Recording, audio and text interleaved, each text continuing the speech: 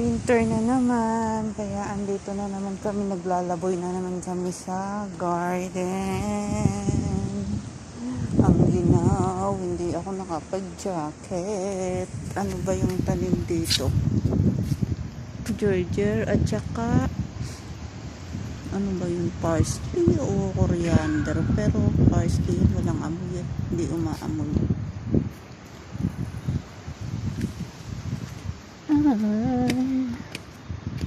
Hold her close to me. Walang ganong tanim dito ngayon. Hindi katulad ng nakaraan, ang daming tanim. So bagay, start pa lang ng winter. Cause I know she breaks so easily. And then it's on her. Ang talong at kamatis. Ano tong isa na to? Punla na to. What are you?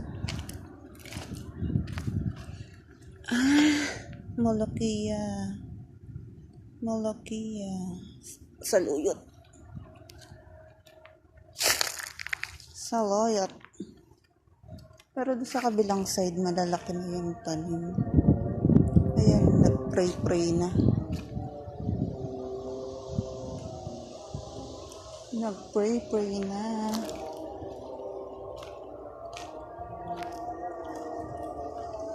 Pero kaninang umaga, ang init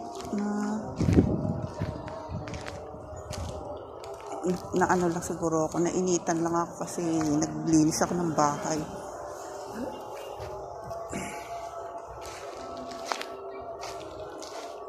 Pray na.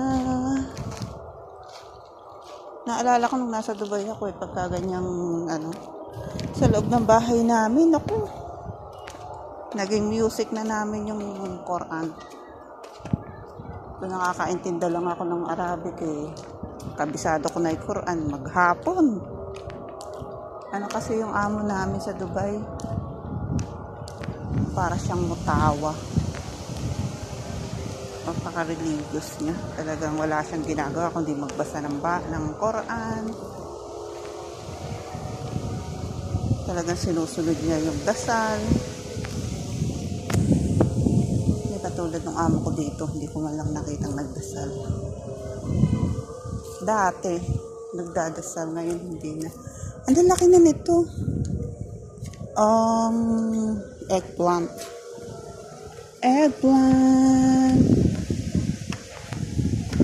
Ano ba to? Ay, eto. Ay, masarap naman ito. Kanya ikit pa. Tawag dito ay saluyot.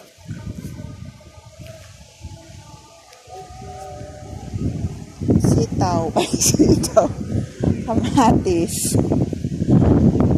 Lakas ng hangin kasi hindi ako naka-jacket ang ginaw. Ang talong. Ano kaya yun?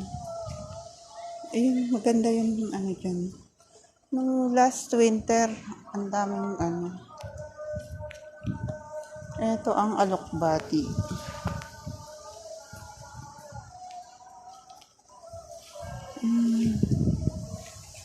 Kusbara ba ang parsley? Ha? I will go home? This one is subbed. Ha? I don't have internet. Kamatis.